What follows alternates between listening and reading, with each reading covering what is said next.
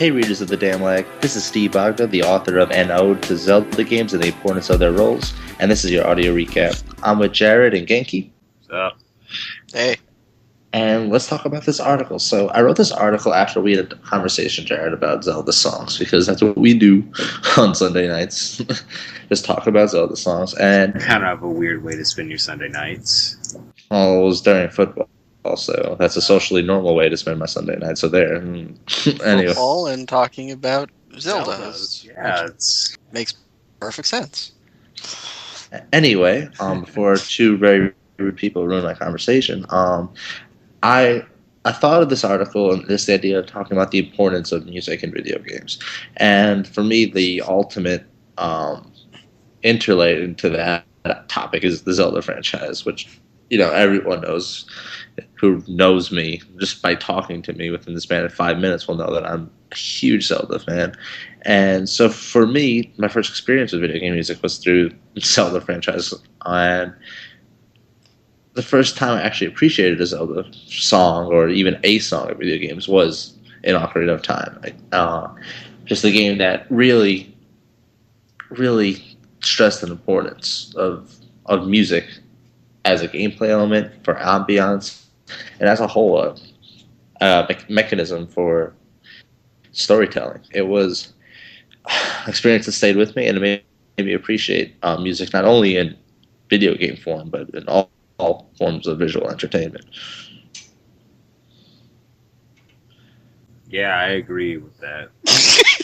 Thanks, guys. I agree with that. I agree. I agree because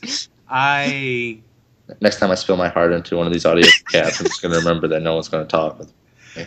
well, I wanted to let you finish, and now I'm gonna jump in. I feel like you do tend to amp up Zelda a lot, but I think it's warranted with this article, just because when I think back to like Ocarina of Time, whenever you get into a battle, how the music would just quietly start to change from whatever it was.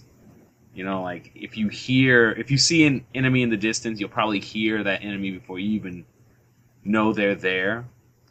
Mm-hmm. And it's used as a cue to prepare you for whatever's coming up next. And that was just an interesting way to utilize something other than a visual cue to help the player along.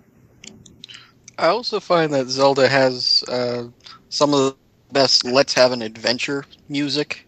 I agree. All of their overworld themes are very big and bombastic, and you just want to go out and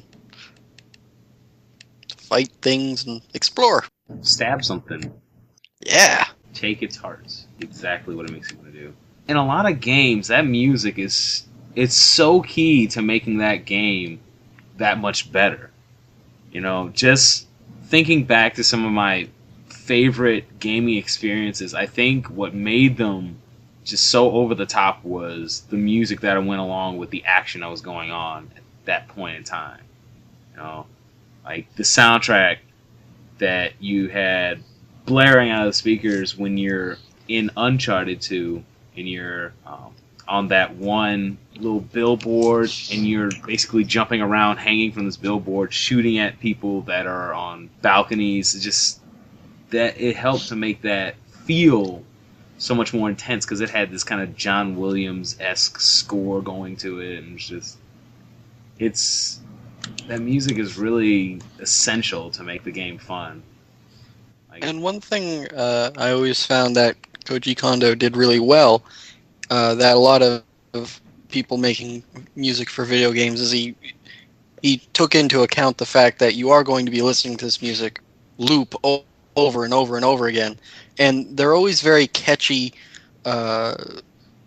simple, based on very simple melody type music that it doesn't annoy you after the 30th or 40th time, which a lot of even good soundtracks will eventually do.